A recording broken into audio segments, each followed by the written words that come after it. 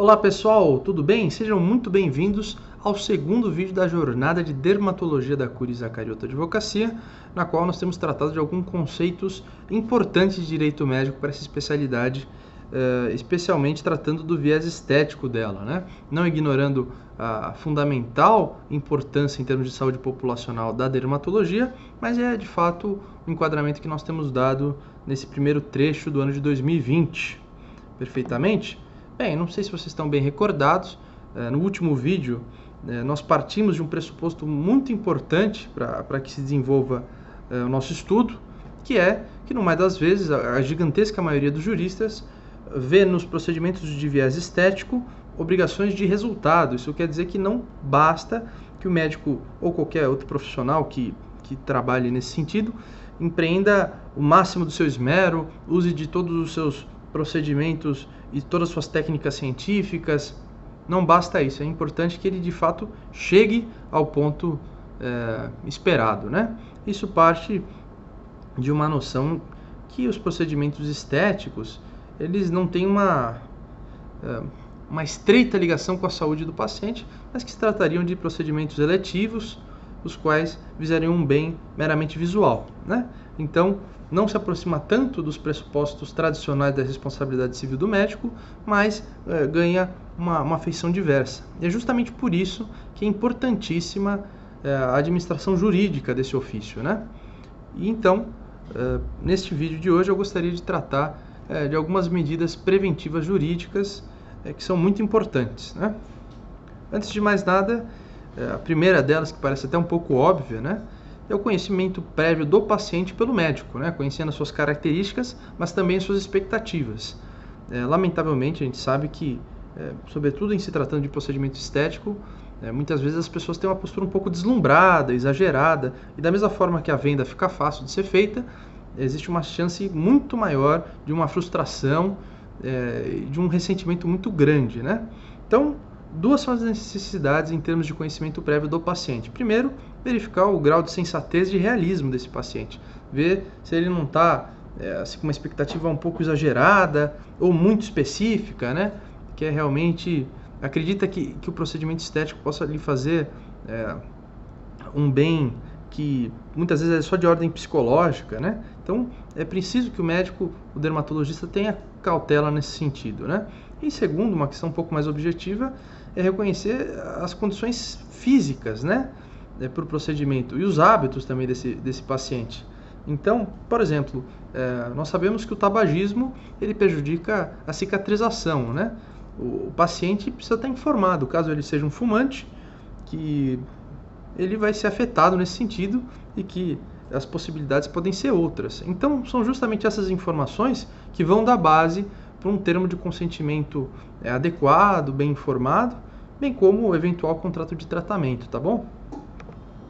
Falando em termos de consentimento, uma outra medida preventiva inegociável em termos de bioética, né, uma tendência, realmente é um dos tópicos de direito médico mais debatidos hoje, e seria importante, antes de mais nada, observar alguns dados trazidos pela obra do professor Dalmir Lopes Júnior, que realmente capitulam a importância do termo de consentimento processualmente, né? E, sobretudo, assim, bom termo de consentimento, né? Então, numa primeira tabela que ele apresenta no livro, numa das obras dele, ele observa como a ausência de consentimento é reconhecida nos processos, né? Então, por exemplo, a falta de advertência sobre os riscos, isso é algo muito sensível, né? Esse exemplo do tabagismo é muito cabível. Mas também, um pouco mais adiante, a criação de falsas expectativas quanto ao resultado. E veja, não basta que um médico crie falsas expectativas, a mera ausência de informação, a mera omissão do médico já pode caracterizar algo nesse sentido, né? No outro sentido, existe uma outra pesquisa dele que indica, então, resultados dos processos judiciais sobre o consentimento informado.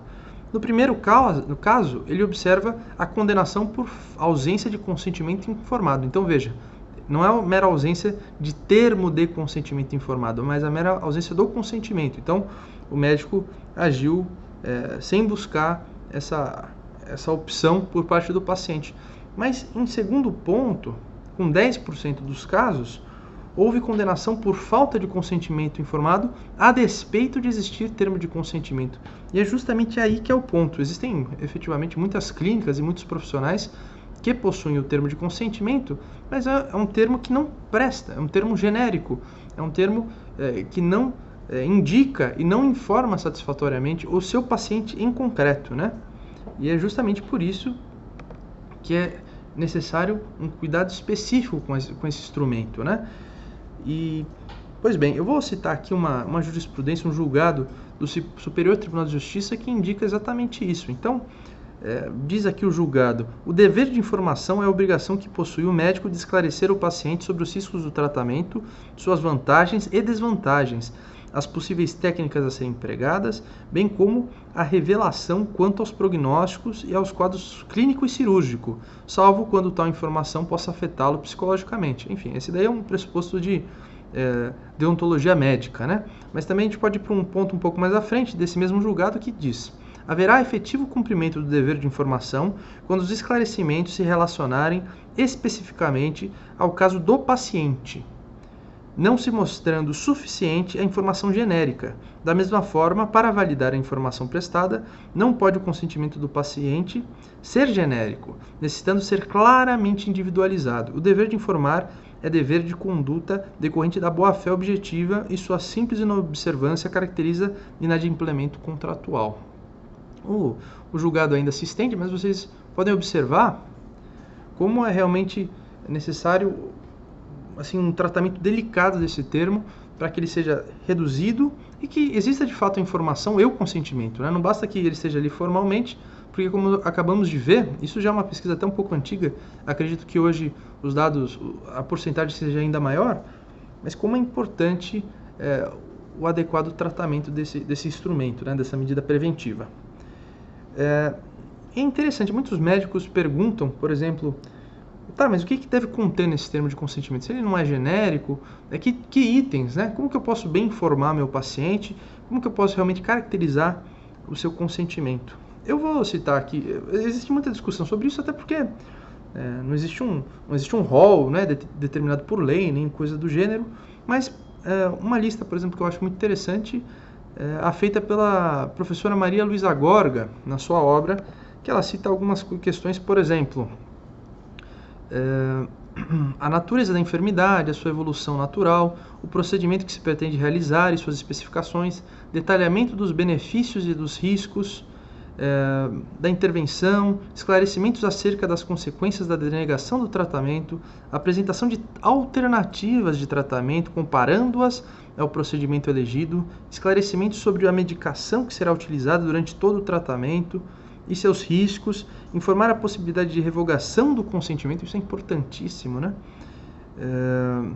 A qualquer tempo anterior à intervenção, aferir por escrito que houve a plena satisfação do paciente com a informação recebida e que foram sanadas todas as suas dúvidas. E, por fim, a assinatura do médico, do paciente e das testemunhas acompanhantes de preferência, né? Se possível, acrescidas identificação civil, como CRM e CPF. Esse é um rol. Agora, varia muito do procedimento, né? Esse aqui é um rol genérico, até mais adequado a uma realidade hospitalar. Em se tratando de procedimento estético, existem muitas outras coisas e depende sempre dessas informações adquiridas previamente, que nós tratamos um pouco antes nesse nosso vídeo, né? Por fim, uma última medida que eu acho que é digna de destaque é o que eu chamo, de follow-up pós-operatório. É o que a gente observa muitas vezes, dentro daquele contexto de frustração que nós já tratamos, que muitas vezes processos judiciais, pode ser por responsabilidade civil, eles decorrem de uma comunicação insatisfatória, né? Então, o paciente pode estar insatisfeito, se sentindo negligenciado, mas é meramente uma questão de uma informação, é a questão do médico dar atenção adequada ao paciente, para que ele não se sinta efetivamente negligenciado, né? E são realmente medidas muito simples, mas que fazem toda a diferença e que podem permitir que o médico, o dermatologista, tenha não só o seu patrimônio, não vou dizer bloqueado ou inatingível, mas sim também a sua reputação, né? Ser reconhecido como alguém que se importa com seus pacientes e que tá pronto a ajudá-los no que for.